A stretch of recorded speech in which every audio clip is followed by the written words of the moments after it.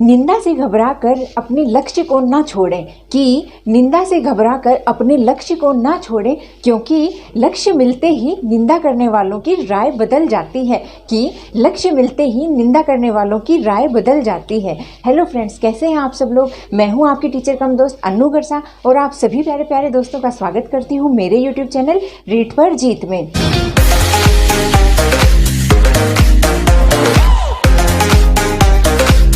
जैसा कि फ्रेंड्स यहाँ पर लिखा हुआ है, आज अपन पढ़ेंगे शिक्षण विधियों के बारे में, उसके कुछ इंपॉर्टेंट क्वेश्चंस के बारे में।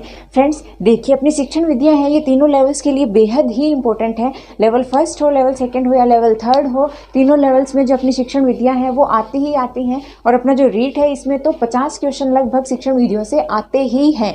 तो फ्रेंड्स जो शिक्षण विधियाँ हैं ये अपने जो पेपर है उसकी रीढ़ की हड्डी हैं, ये अपने को आनी ही चाहिए। तो फ्रेंड्स आपकी शिक्षण विधियों के डाउट्स क्लियर करने के लिए आपके सामने यहाँ पर कुछ इंपॉर्टेंट क्वेश्चंस मैं लेकर आई हूँ। कुछ वीडियो इसके अपलोड हो चुके हैं और आगे आने वाले समय में भी इसके वीडियोस कंटिन्यूसली अपलोड होते रहेंगे। शिक्षण विधियों का कोई भी वीडियो आप मिस मत करना, सारे वीडियो देखना, क्योंकि ये काफ़ी ही इंपॉर्टेंट है, बेहद इंपॉर्टेंट है। तो फ्रेंड्स आप शिक्षण विधियों के सारे वीडियोस देखना। तो फ्रेंड्स चलिए शुरू कर लेते हैं अपने आज का वीडियो। देखते हैं अपने आज के वीडियो में अपन क्या क्या पढ़ने वाले हैं।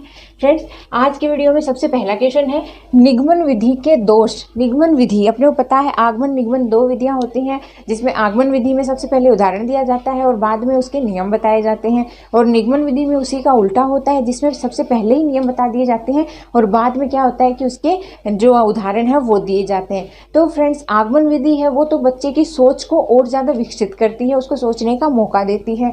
लेकिन जो निगमन विधि है वो बच्चे को सोचने का मौका नहीं देती, क्योंकि बच्चे की सोच से पहले ही नियम वहाँ पर बता दिए जाते हैं कि इसमें ये फॉर्मूला लगेगा, ये नियम लगेगा इस विधि में। तो फ्रेंड्स देखिए, जो निगमन विधि है उसका सबसे बड़ा दोष क्या हो गया कि इसने क्या किया, इसने बच्चे की एक तो जो सोचने की क्षमता है उसको वहीं पर रोक दिया, खत्म कर दिया। दूसरा इसने क्या किया, रटने पर बल दिया कि इसमें ये जो वाला फॉर्मूला है जिसमें ये अप्लाई होगा तो आप इसको रट लो। जैसे कि फ्रेंड्स अपने ग्रामर है, अपने व्याकरण है, अपने जो गणित है, ऐसे सब्जेक्ट्स हैं जिसमें अपने को फॉर्मूला की ज़रूरत होती है, अपने को सूत्र चाहिए होते हैं। तो उनमें अगर कोई टीचर है वो सबसे पहले ही आपको सूत्र बता दे कि ये क्वेश्चन है, इसमें ये सूत्र लगेगा, आप मतलब ये लगाओ, अप्लाई करो और निकाल दो, तो बच्चे को उसने सोचने का मौका ही नहीं दिया।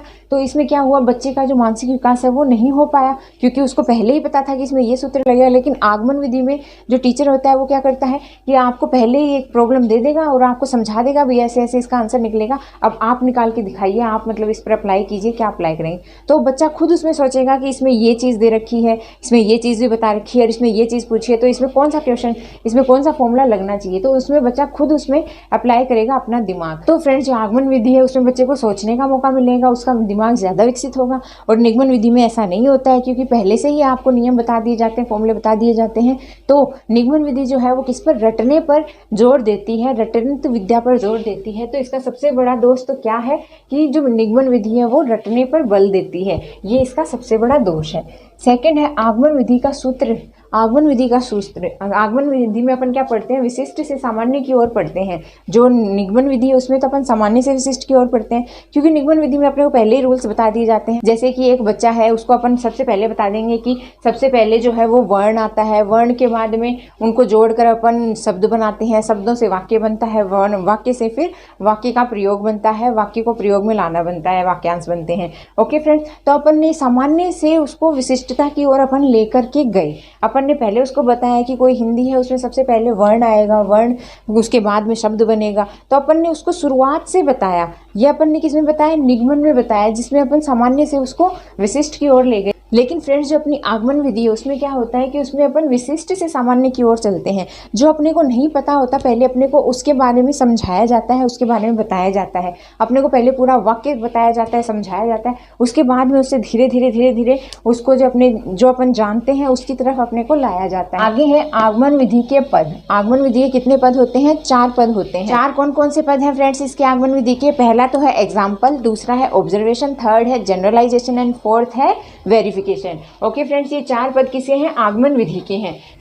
नेक्स्ट है प्रयोजनाएं कितने प्रकार की होती हैं। तो फ्रेंड्स प्रयोजनाएं जो है वो भी 4 प्रकार की होती हैं। फर्स्ट है क्रिएटिव, सेकंड है आर्टिस्टिक, थर्ड है प्रॉब्लमेटिक और फोर्थ है ड्रिल।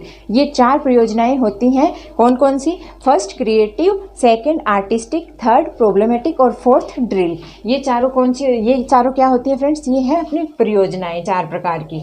नेक्स्ट है प्रयोजना विधि किसके दर्शन पर आधारित है। प्रयोजना विधि किसके दर्शन पर आधारित है, इस पर आप गौर कीजिए कि दर्शन पूछा है, ये नहीं पूछा कि प्रयोजना विधि किसने दी।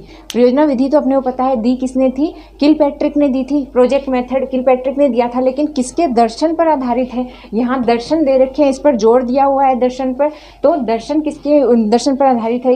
ये जॉन ड्यूवी के दर्शन पर आधारित है। कौन सी विधि? प्रयोजना विधि। ओके फ्रेंड्स, ध्यान से क्वेश्चन को अच्छे से पढ़कर जवाब देना। नेक्स्ट है प्रयोजना विधि किसके सीखने के सिद्धांत पर आधारित है। प्रयोजना विधि किसके सीखने के सिद्धांत पर आधारित है। अब यहाँ पर सीखने के सिद्धांत के बारे में आया है। अपने को पता है अधिगम के सीखने के सिद्धांत किसने दिए थे? थॉर्नडाइक ने दिए थे, जिसके 3 तो मुख्य नियम थे। कौन कौन से नियम थे? एक तो था तत्परता का नियम, एक था अभ्यास का नियम और एक था प्रभाव का नियम। ये 3 उसके मुख्य नियम थे। तो जो प्रयोजना विधि है वो सीखने का सिद्धांत किस पर आधारित था? थॉर्नडाइक के सिद्धांत के ऊपर आधारित था।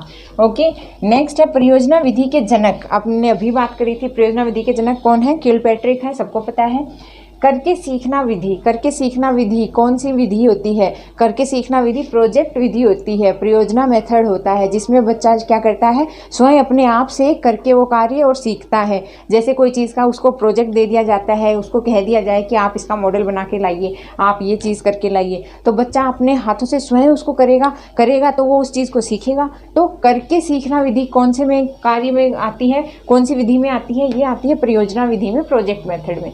ओके, आगे देखिए, आगे है समस्या समाधान विधि के जनक। समस्या समाधान विधि के जनक फ्रेंड्स, ये क्वेश्चन कई बार बच्चे इसमें बहुत ज़्यादा कंफ्यूज होते हैं और कई सारे टीचर्स ने इनको अलग अलग तरीके से बताया है, कंफ्यूजन क्रिएट किया है।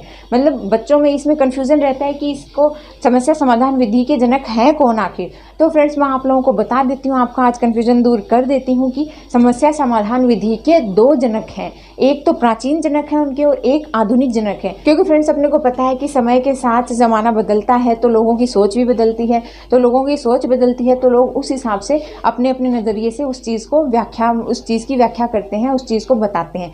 तो फ्रेंड्स प्राचीन समय में जो इसकी समस्या समाधान विधि के जनक थे वो कौन थे? वो सुकरात व सेंट थॉमस थे। ये कौन थे? ये प्राचीन समय के जनक थे। और जो आधुनिक जो समय है, आधुनिक समय में इसकी समस्या समाधान के जनक किसको माना जाता है?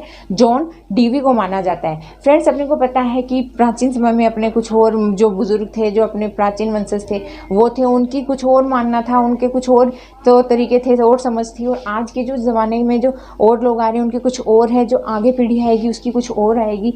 तो फ्रेंड्स समय के साथ हर चीज़ बदलती है, तो उनका जो है मानना है, जो उनकी जो सोच है वो बदली है, तो उस आधार पर इसके जनक हैं वो भी बदले हैं। तो फ्रेंड्स ये देखिए, जो प्राचीन समय था उसमें तो सुकरात व सेंट थॉमस थे इसके जनक, और जो आधुनिक समय है उसमें जॉन डीवी इसके जनक हैं। किसके? समस्या समाधान विधि के।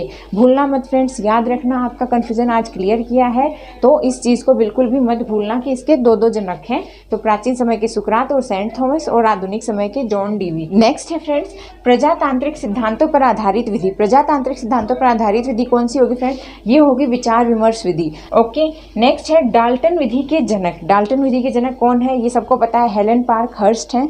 जो कौन है? डाल्टन विधि के जनक है हेलन पार्क हर्स्ट। नेक्स्ट है फ्रेंड्स खोज विधि के जनक। खोज विधि के जनक कौन है? ये है फ्रेंड्स ब्रूनर। ब्रूनर को कहा जाता है खोज विधि के जनक। नेक्स्ट है वह विधि जो देखकर सीखने पर आधारित है। ऐसी कौन सी विधि है? वो है निरीक्षण विधि। अब जैसे कोई बालक है, बालक ने अपने से बड़े को कोई कार्य करते हुए देखा, उसने उसको देखा, उसका निरीक्षण किया कि बड़े ने वो कार्य कैसे किया, वो उसको देखेगा और उसको देखकर वो सीखेगा, क्योंकि उसने उसका निरीक्षण कर लिया है कि ये कार्य ऐसे हुआ है। तो देखकर उसने क्या सीख लिया? उसने वो कार्य करना सीख लिया। तो ये कौन सी विधि के थ्रू हुआ? ये हुआ निरीक्षण विधि के थ्रू। ओके फ्रेंड्स, लास्ट है अपना कक्षा शिक्षण तब अच्छा होता है। कक्षा शिक्षण जो होगा वो कब अच्छा होगा? जब उसमें बच्चे बढ़ चढ़कर, छात्र जो हैं वो उसमें प्रश्नोत्तर करेंगे टीचर के साथ, शिक्षक के साथ। जब प्रश्न पूछेंगे छात्र बढ़ चढ़कर, तब जो अपना कक्षा शिक्षण है वो प्रभावी होगा और रोचक होगा, जब छात्र उसमें प्रश्न पूछेंगे शिक्षक के साथ में। ये अपने कुछ क्वेश्चंस थे शिक्षण विधियों से रिलेटेड जो अपन ने आज पढ़ लिए हैं। 15-16 क्वेश्चंस थे फ्रेंड्स। उम्मीद करती हूँ आपको सारे क्वेश्चंस अच्छे से समझ में आए होंगे, आपने ध्यान से इसको देखा होगा इस वीडियो को। और फ्रेंड्स, आप लोगों को अगर वीडियो पसंद आया है तो आप मुझे कमेंट में ज़रूर बताइए। वीडियो को लाइक कीजिए, चैनल को ज़्यादा से ज़्यादा शेयर और सब्सक्राइब कीजिए और मेरे चैनल पर निरंतर बने रहिए, अपना ज्ञान बढ़ाते रहिए। ओके फ्रेंड्स, आप सभी प्यारे प्यारे दोस्तों का वीडियो को एंड तक देखने के लिए दिल से धन्यवाद। Thank you friends.